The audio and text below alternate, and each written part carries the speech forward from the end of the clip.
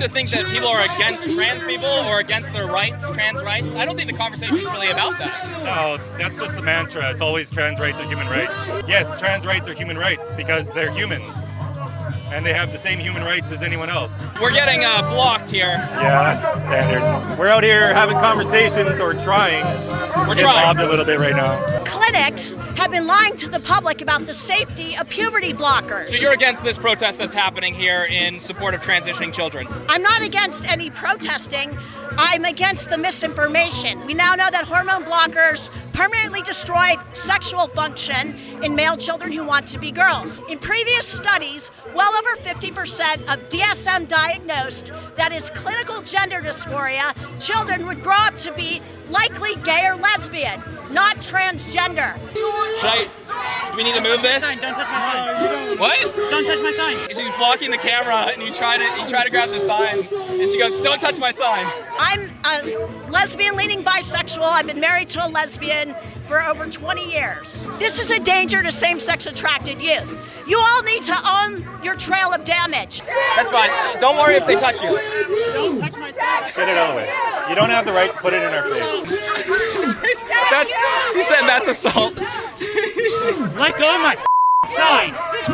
All right. You don't have the right to do that. Back the out. You're not going to touch us. You guys Back the came here Don't touch intentionally. me. You can go somewhere You else. came here intentionally. Yeah, absolutely. Same.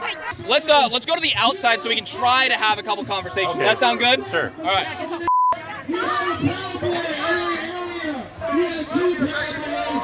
We don't even know the effects that these hormones have on our brains as we develop. We don't know the effects that the cross-sex hormones have on our brains as we develop. This whole thing is an experiment on kids. These puberty blockers have never been approved for the purpose that they're being used on these children. They were approved for endometriosis in women, uterine fibroids, prostate cancer in men. Same drug given to pedophiles in the past to chemically castrate them. But they're being used off-label because they happen to stop puberty in these children. Because it stops the pituitary gland from releasing a couple hormones which in turn generate testosterone and estrogen. And we've got all these kids now, mostly girls, who didn't have gender dysphoria when they grew up, but they're 12, 13, 14 years old. Now they identify as boys. Really quick. I wanted to know if you guys disagreed or agreed with anything that he had to say. There is no really quick. Disengage. You don't want to. It's pretty typical, right? We're talking science, we're talking facts. They can't handle that. So people come over and their only tactic ever is to try to stop the conversation. In the United States, we obviously protect youth, and we've had a history of protecting youth. Look no further than not being able to see a rated R movie under the age of 18 in many theaters. This is a lot more serious than these things. This is a lot more serious than tattoos. This is a lot more serious than all of these. These are life-altering decisions.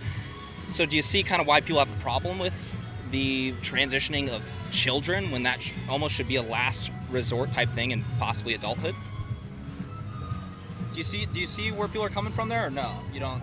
No, not really. Okay.